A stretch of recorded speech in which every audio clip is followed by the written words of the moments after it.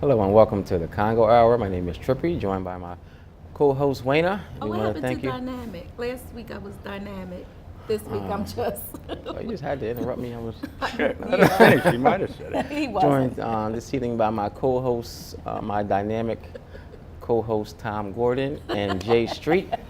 And Wayna is also here, so she's going to chime in every now and then. But yeah, we have an exciting hour. We do. Wayna, we have two heavy hitters politically and socially and And it's our everything. first show. Yeah, first show of the new year. Yes. We want to thank everyone just for being supporters. I don't like to use that word fans. It doesn't sound right.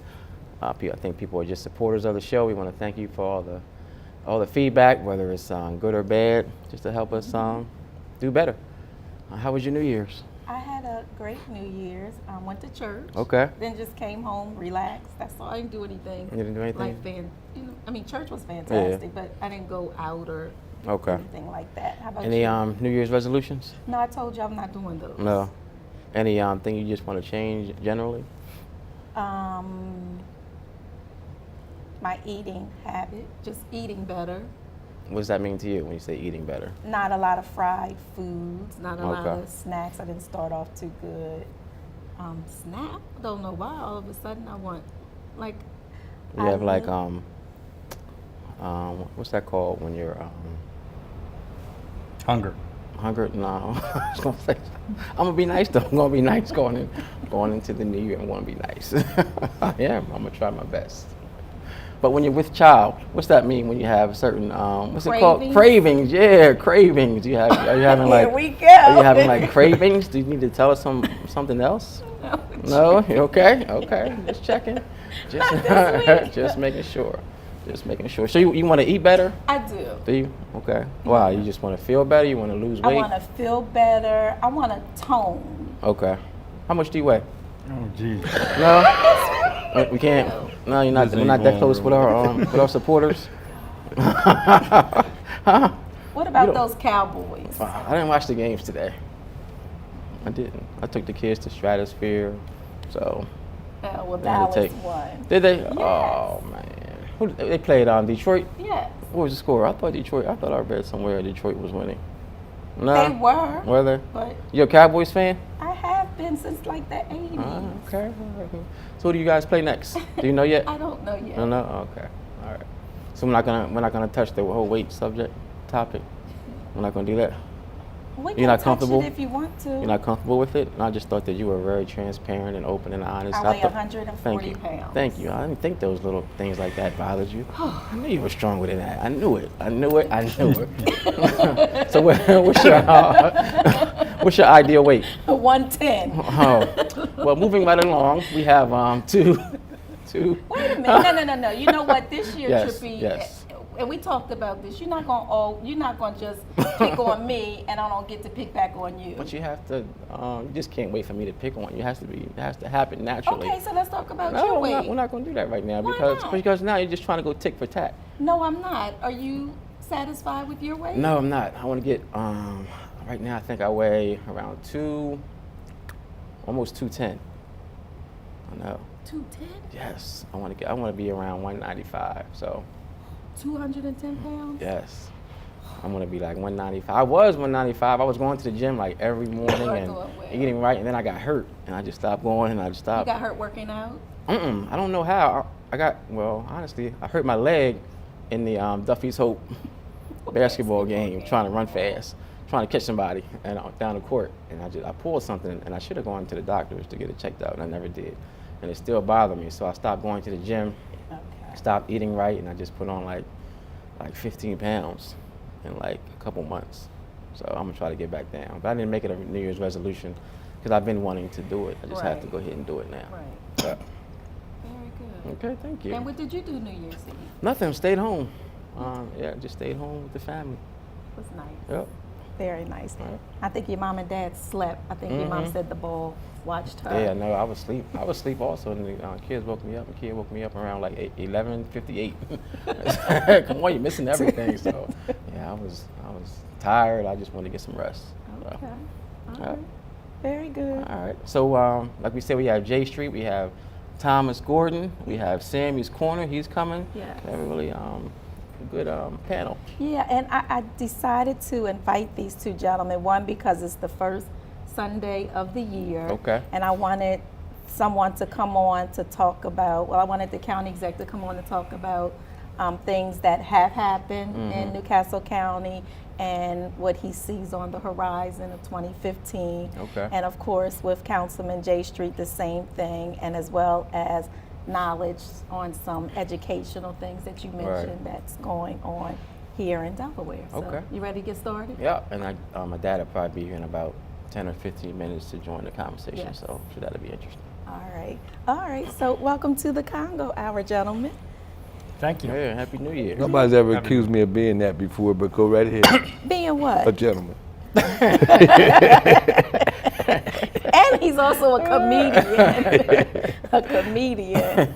So, county exec, how was your New Year's? Well, I got to spend New Year's introducing the original Times, So Much in Love, at the Candlelight Theater. And I had to Okay. eat dinner with him. I spent the entire night with him. And it Now, what's your friend? What's your friend's name? Lois at the- Park. Lois. Okay. She does these different oldie shows. And she had one at the Candlelight Theater. And I got up there around 6 and had dinner with him and spent the whole night with him. And then the original Times, So Much in Love and Wonderful, Wonderful. And they're coming to Grand, I think, in April. They're a Okay. Fabulous group. So you were the host? I'm as the MC. I get to introduce them, introduce all the acts. Jersey Ford was there. And it's good because people like you when you introduce oldies. You don't have any contentious issues like Right, sewers or right. nothing. They like you when you just get up there and introduce each act. Right. What about you, Councilman? I was preparing for trial.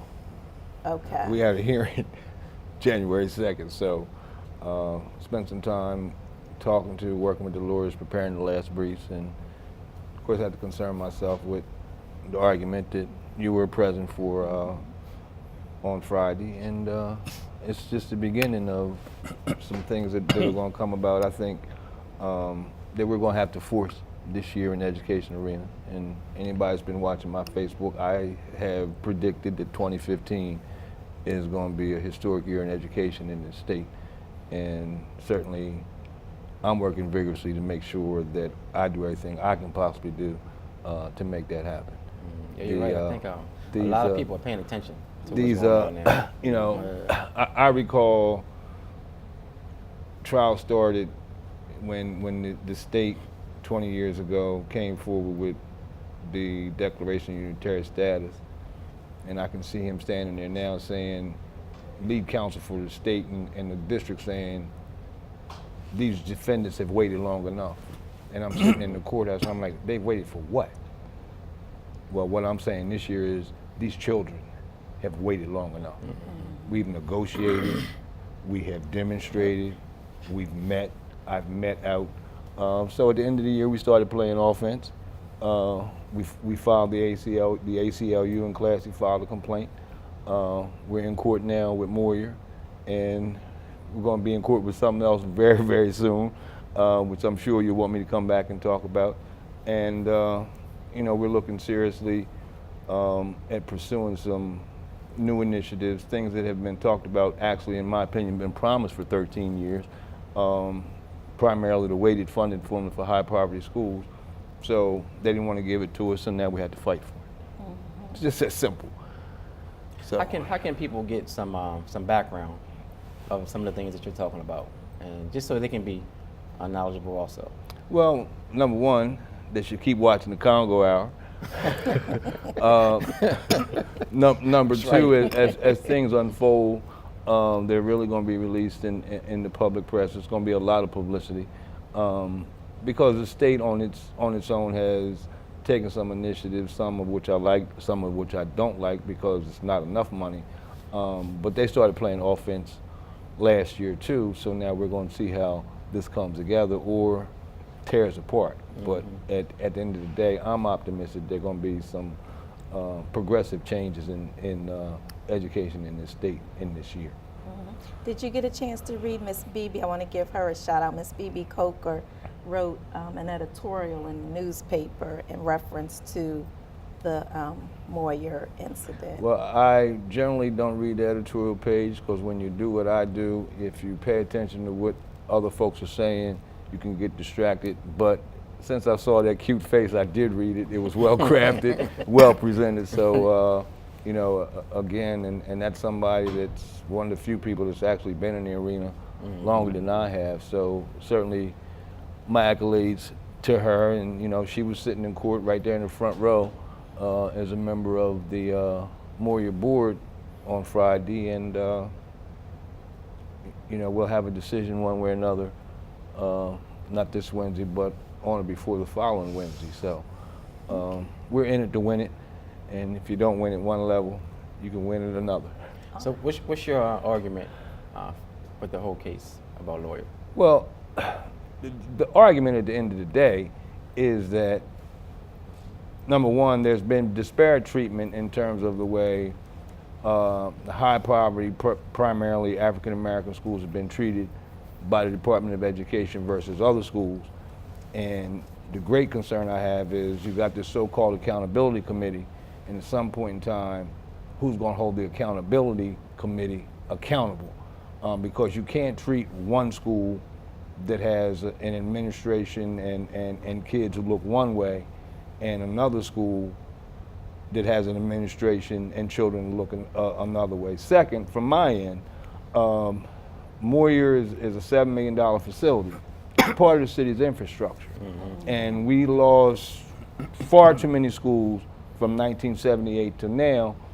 And when you destroy, when you take schools and you take major buildings from a city's infrastructure, you begin the process by which you destroy that city.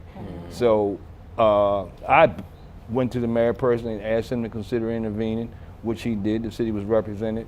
And you just can't continue to destroy the city's infrastructure. And two, these children, what school, these at-risk children who you're saying not performing well, what public school are you going to send them to where you can say to the parents that they're going to do any better?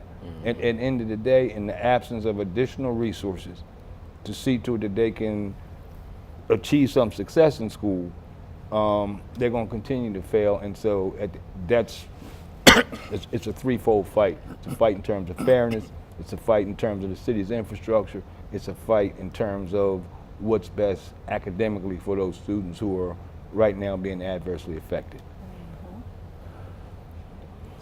But I have, and I'm real excited. I'm gonna be in the fight this year, but I'm real excited because this county executive last year worked with county council, worked with me, and we purchased some land directly across from Bolorama, and with his continued leadership, it looks like we're gonna break ground sometime this year on a new library. And that's something I fought for 9 years before he became county executive, and I'll let him finish his side of the story. Well, I agree with everything Jay said. He's been a champion of all the problems that have occurred with the city schools that are still busing their own kids out, 4 different districts. It's the central problem with everything, I think, is kids having to get up at 6:15 in the morning, wait for a bus. And no better person to lead that. But one of our programs is, it's really not a library, but technically it is. It's going to be an innovation center. It's going to be best in the country. And it doesn't matter how big it's going to be right now. We're at probably 40,000 square feet, and we're climbing with possibly some help of some major corporations. And what it's going to do, it's going to excite the senses and the intellectual properties of the kids in the neighborhood that are all very smart and that are failing in these schools.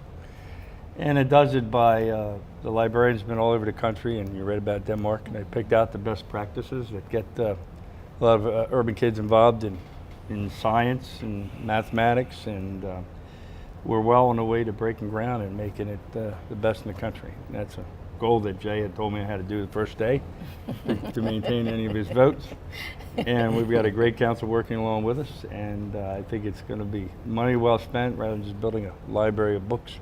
It's going to be a tremendous boost to the economy and to the education process. Right. And we're working with Jay also along to improve the port. If we could do the port there and there by River Road and do this innovation center, I'm telling you that Route 9 is where you're going to want to live. When are you looking to break ground? By summer, I think. Okay. Yeah. How long do you think the project? Is will it- we take? want it, I want it built before the 2 years is up. You know, Okay, so yeah. we're pushing very hard. And But I'm gonna reiterate our conversation. I said, I don't know what you're going to do next. He hasn't decided. He won't tell.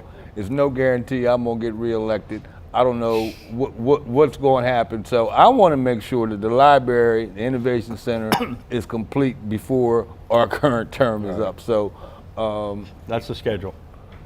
And it's going to happen. It's going to happen. It's going to happen. I believe that. Let's also talk about Minkwell. You did something really special, or assisted with something special in the Minkwell community. Again, Jay took a great leadership role. I've been going to the meetings I got in office, and there was a couple things in Minkwell. I was partially involved in closing down of that area where they had down by the port where they had the smelly stuff. And we're also very much involved with Jay, who's the council person, for that pile of garbage that's 160 feet in the air next to the public safety building. And although, you know, they keep telling us there's nothing we can do, we're going to start taking some engineering and legal steps to shut that down. I mean, people are suffering from lung diseases and lung problems and air quality, and it's right next to the public safety building, which I'm sure it's leaking methane gas. It just was never meant. I don't know how it got to be that big, but they're just taking advantage of areas that are less wealthy than others. And we're going to try to shut the whole thing down. Let alone, as Jay will tell you, they were trying to add a cement crushing plant on top of the pile. So it's just one bad decision after another has been made over there. And we're determined to do whatever we can in our power to shut that down. well, let me back up a little bit, because one of the things that we, working collectively as elected officials, the county executive, Representative Johnson, Councilman Bell, Councilman Smiley, and some other state representatives and legislators who don't represent the area, we worked together and we got Peninsula Compost shut down last year. That was a major accomplishment, and you know, me being the big mouth, I labeled it the smell from hell. And I mean, it seriously was negatively impacting the quality of life in the area, and you could very often smell it here in the city of Wilmington, and we got that shut down. So that's kind of gotten good to us.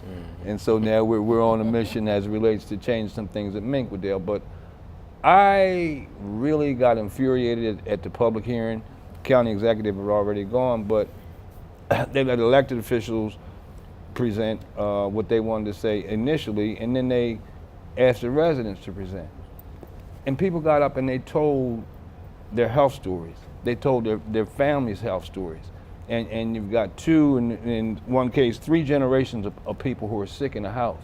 And the applicants were sitting there at the table basically laughing and making gestures that were inappropriate, and made it clear that they don't care. At which point, my dander went up, and now Minkwell and doing something about that, it's right next to my education agenda. It's no way that I'm just going to be the councilman and have folks put in an application to do something that's additionally harmful to the community that I represent, and there not be a major fight about it. And this county executive, once again, has been willing to and has committed to using all the resources of county government. But you should have heard him. He was saying you broke due process and you're violating people's rights here tonight by having all these lawyers here and establishing these facts. Did he say it that kind? He was not that kind. Okay. But he made some really good points that invigorated me to push on, because he really said it was all about greed. Yeah, you know, how much money do you want to make off the backs of people who can't move anywhere else, who've been there all their lives? And it's not a matter of, and I said it, it's not a matter of them being needy, it's a matter of them being greedy. But, you know, I think they're going to have to spend a lot of that money on some lawyers as we go further into this process, because it's just not going to be business as usual. He did make a good point. J.J. Johnson has been the lead of a lot of this, and he's been doing it the whole 8 years I was not around. And I think we got a great team with the senators that are involved, and Margaret Rose and Senator McBride. J.J. really, Jay really took a lead on this last one. Very impressive. You got to hear it. People who want to support you in that effort, Jay, how can they do so? Keep listening to the Congo Hour. He keeps Keep it. keep watching the paper. Did you block me on Facebook? Because I don't think I'm on Facebook. I'm trying to. Yeah, well, and we're absolutely going. I'm going to be talking about it. I mean, I know you've got over 5,000 friends, but I'm up to 1,600 now, so we're going to get think I messages. tried to get You on. know what I was going to say on that note, those who do go on Facebook, please go to Tom Gordon's Facebook page and follow him, like his page, follow him, as well as Councilman Jay Street. What is your Facebook? Is it It's Tom Tom Gordon? Gordon. Tom Gordon, and yours is Councilman Jay Street. Yes. Okay. Yeah, so go on Facebook. Tell them that the Congo Hour told you to go be their friend. Well, I'm excited. I'm sure you are. I am too. You are? I'm sure the viewing audience will be also. As well, Yeah. because they could see you, but Yeah. yeah. Mr. C, how are you this Welcome. evening? The man, the legend. Yeah, I like that. The invisible man. Jay just likes to get the heat off of it. Fooling around with me. I guess I when I see these guys either together or separate, I recognize the talent that we're so privileged to have during our time and what they do on a day-to-day basis that we just don't even understand. And that's why I'm excited about Channel 28. And I hope that we, in 2015, can create even a broader base of education. It's like Jay said, there were people there who were laughing and not really aware of. And so education cuts that down a good bit. So, and I know that Jay says that things are on a level, but I know education is one of his high priorities because he knows that that kind of behavior would not take place if those folks were educated. They would be in there supporting him and be very vocal with knowledge to help to tear down that kind of system that causes not only sickness but death and a lot of pain for a lot of people and a lot of cost medically. So I'm excited this year because I've taken on a new approach. I think I'm going to try to do some things that I've never thought I would do. And we'll talk about that later, but I'm Okay. very serious. I think that so many of us in the background have resource that can give gentlemen like this support. Going to Dover in busloads, and City Hall filled every chamber, their chambers be filled every meeting. County Council filled every meeting and recognize what's going on so they can take it back to the community and the community can respond. It is so important that laws that are 40 years old that are no good, that need to be changed both in the city, the county, and the state. But because there's no real pressure on any of those systems, then nothing's being done and people are suffering. I was watching TV today and one of the things that came up, I don't know the gentleman's name, but he was explaining about how ridiculous the law that says 3-time offender and you automatically go to jail forever.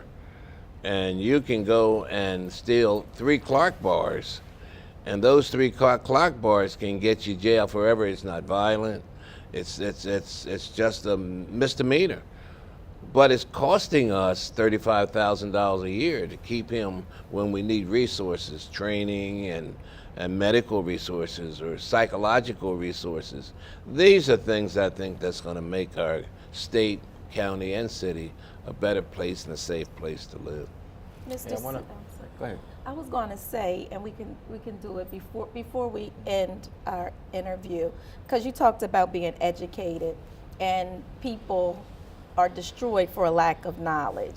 And one of the things that I was ignorant to was what exactly the county exec does. I mean, he has a lot of responsibility, so I was thinking, like, allow him, and I know we can't go on and on, but just the job of what a county executive is, what the job of a county council person is, because I had like no Right. clue what he does. I'm like, you're responsible for all of this? Like, I didn't know. So before we end, I would like you to just explain, like I said, not everything that you're responsible for, but some of the things that you're responsible for as a county exec. Listening to Jay, for one.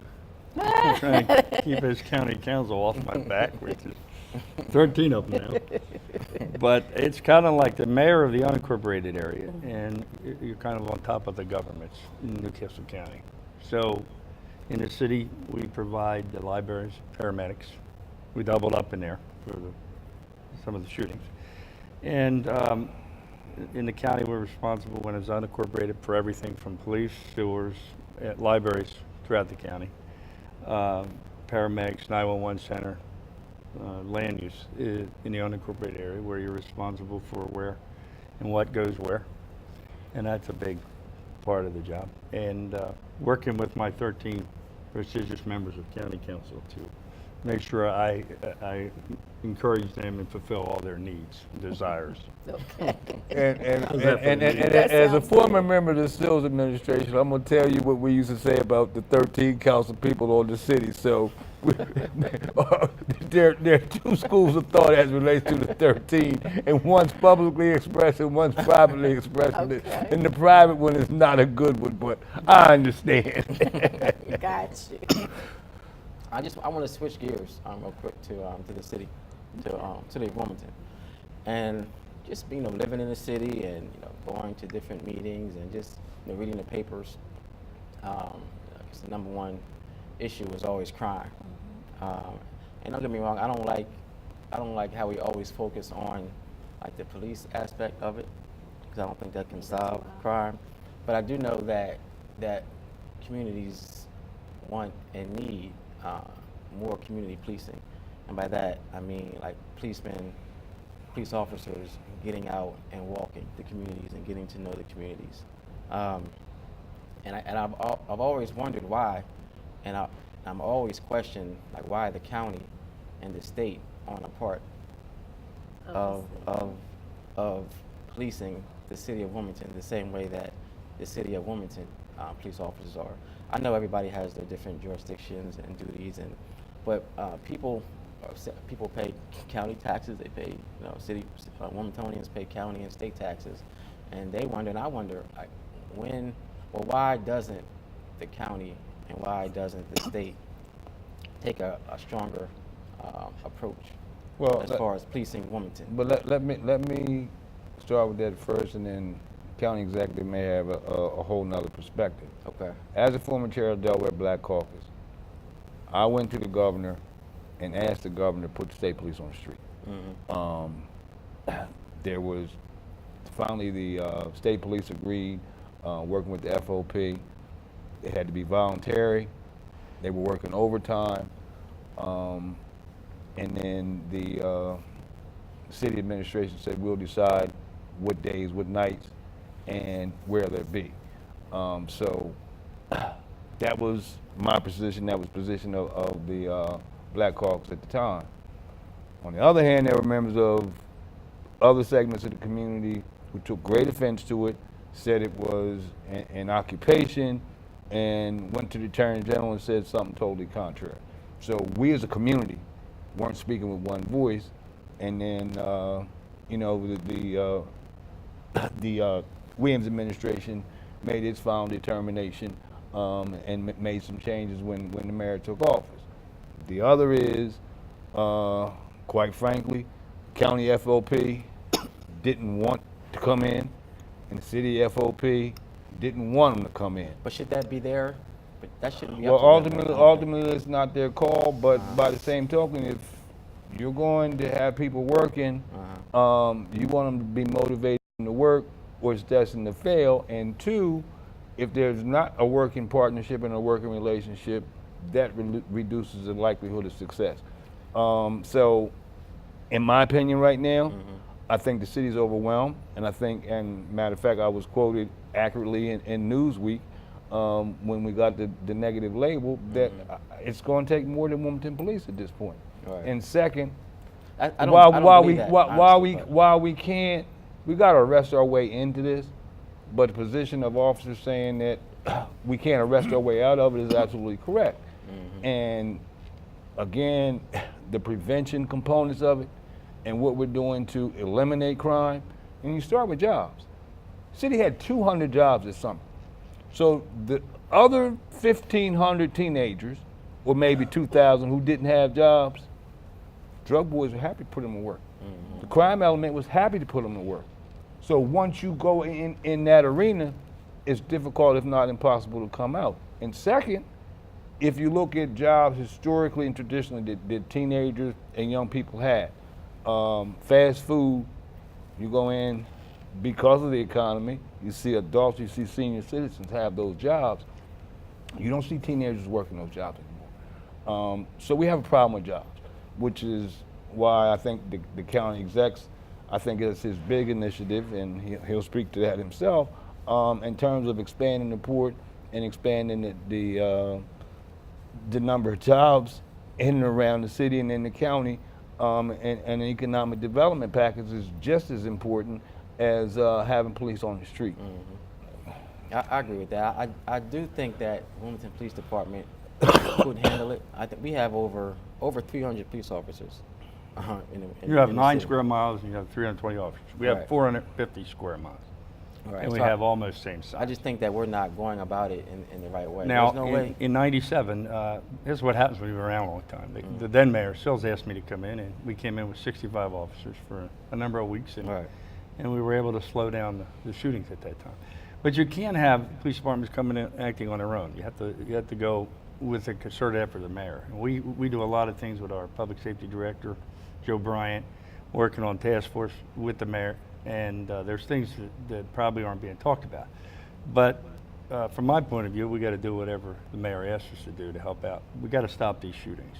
And I think it's not good to say you're not going to have 100. You didn't have as many shootings last year, but you had as many murder. You had one more murder. So he's forcing it into a geographical area, and you're getting more killings. But we've got to all stop what we're doing.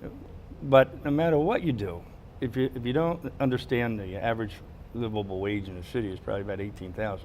Nobody's got a job. Nobody's making good money.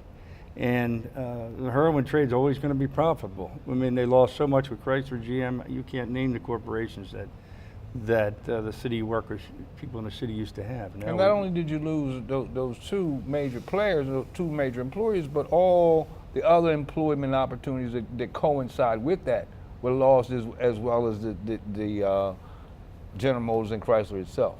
I'm sorry, Mr. I made a Executive. statement that we get the support in these kind of jobs, 20,000 to 40. I'll move out of the state if it doesn't drop crime by 80, 90%. The parents aren't working. Everybody's trying to make money in the city. They're trying to make a living. It's not going to happen. Because I could go through the list of corporations. You read about the Hotel de Pont closing down. That's not a good thing. You can say it is, but they're moving the management out of the hotel. I mean, there's not a lot of good things occurring with jobs. And we've got to figure out how to fix that.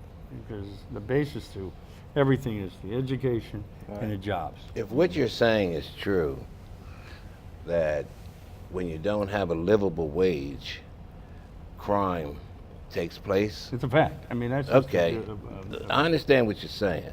But the guys who are making all the money, the drug guys who's doing all the killing, are making all the money. So the money does not do what you say. If you get money, what you do. It's the value systems. Right. It's the educational systems. It's how we create our communities that makes the difference. I don't think we need more policemen. That may be something that's true, but I don't believe that. I think we have to have policemen that are sensitive to our communities. Our policemen are saying, I don't want to hang out in that community. I'm like Trippy. I don't believe they should have a right. If policemen are saying that I don't want to do things, then they violate the code and the ethic and the oath that they take in order to be a policeman.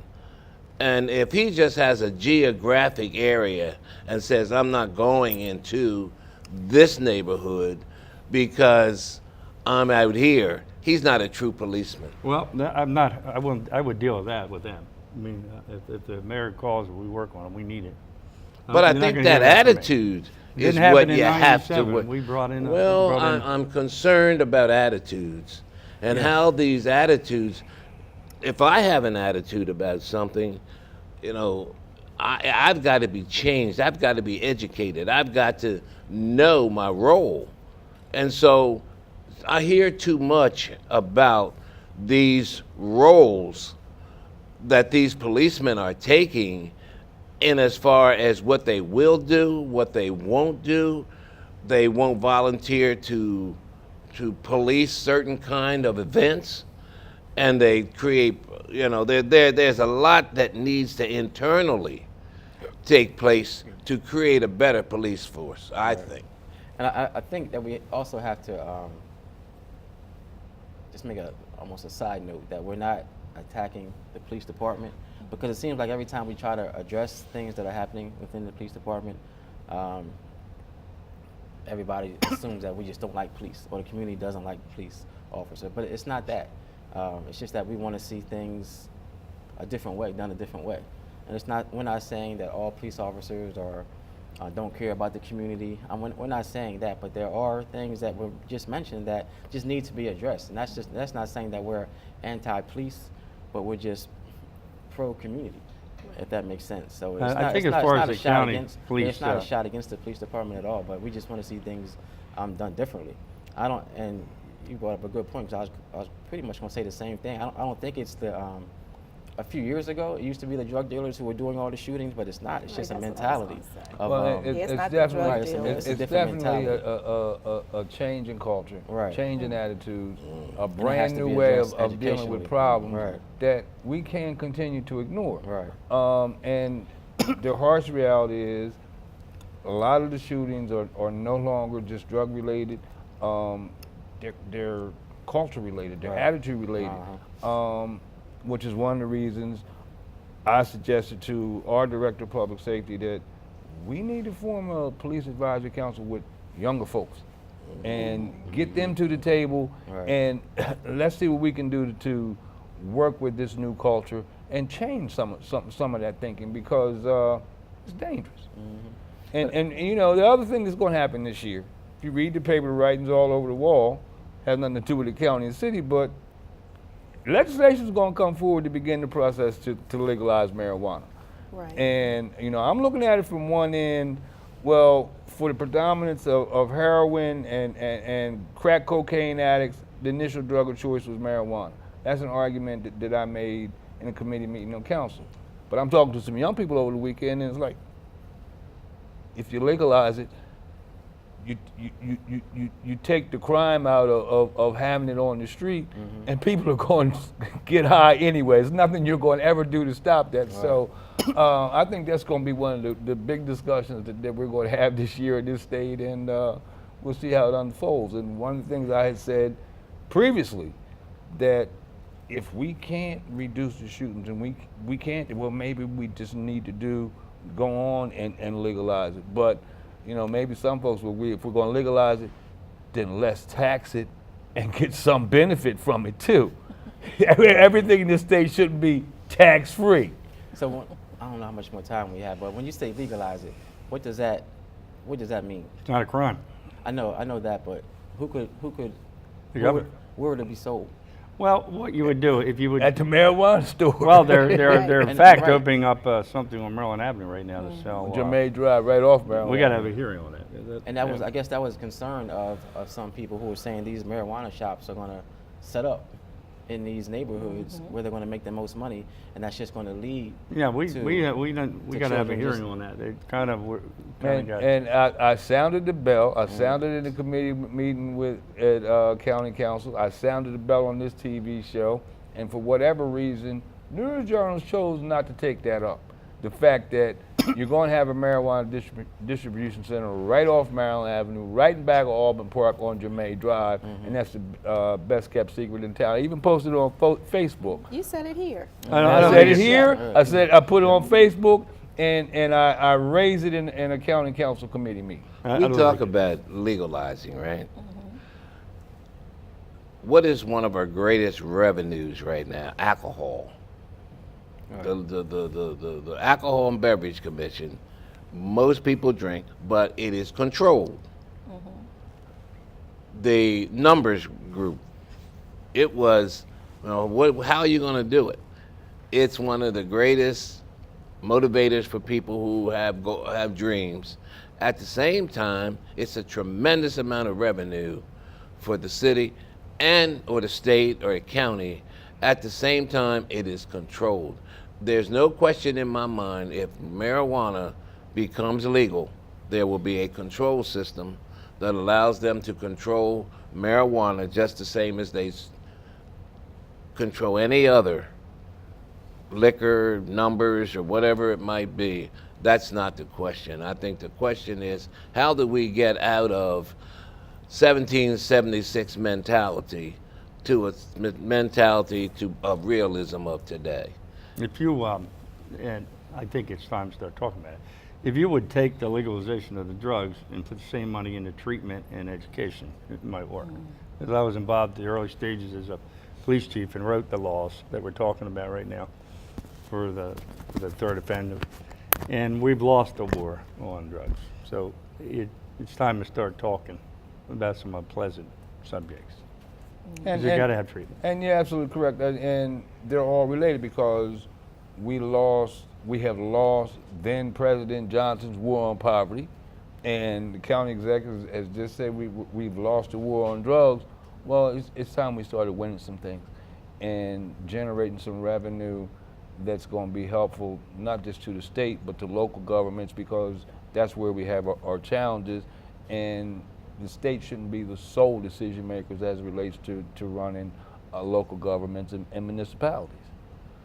I think that what we need is more people like Tom, and I was thinking about when you ask him what does he do as a county executive, I think he goes so far beyond that job description that they give him when he becomes elected to do the things that he knows are very important in the community, like the library. You know, he didn't have to do that. Yes, he did. You don't know this council. Well, Not like the old council. But I understand what you're things saying. like You're absolutely like right. the just going around trying to make the port be a better place where people can get, as he says, a livable wage. He's very concerned about how people live, but that's beyond, and he goes beyond his job description. And we need more people like that. We need, and we used to call them the long-necked birds. If you keep your head inside the nest, you don't get to see much, but it's safe. Now, going out there doing what he does sometimes isn't safe, and people will be shooting at him.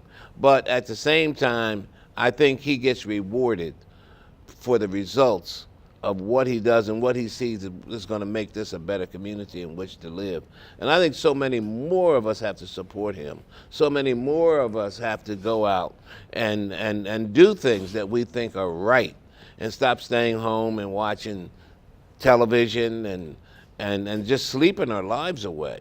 There's a big job ahead of us in this little special state. And I believe with Tom's leadership and Jay's leadership and people like the two of them, nobody fights harder than Jay.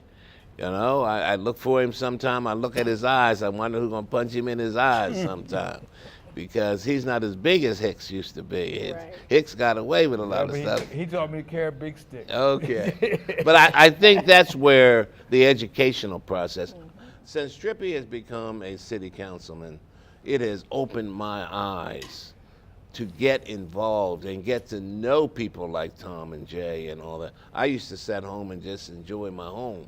That is not what is needed today. I'm outspoken around issues. Sometimes they're not popular. Sometimes I lose my friends, but I'm willing to take that risk in order to make it a safe and a wonderful, and get people motivated, the churches and people like that, so that we can vote on issues. Go to Dover. That's where I think the rubber meets the road today. And these men can only do their job when we do our job. And so I'm excited about whatever Jay asked me to do, whatever Tom asked me to do, and any other councilman. ask me to do as long as it's right. But I think I want to give this county executive his accolades because he works just as hard or harder than anybody I know. And the county executive's job, I mean, he was doing something on New Year's Eve. He's 7 days a week. He's up early in the morning. He's here this time in the evening, and it's all about better government. And he's crossed far beyond the levels of what's generally accepted as county government, and doing what he can to make a difference in the greater community and the state. And Thank you. I certainly appreciate and respect him for it. Most definitely. I concur with you. Most definitely. Now This I'm is a in great trouble. show. Yeah, it's all about you, right? Well, we're closing. Trippy's in Studio B, ready to do our funeral announcements. But in 1 minute, you can say anything, talk about anything that you desire. You can talk about upcoming 2015 or whatever. I think have we you. have to work very hard to get jobs, good livable wages in Delaware.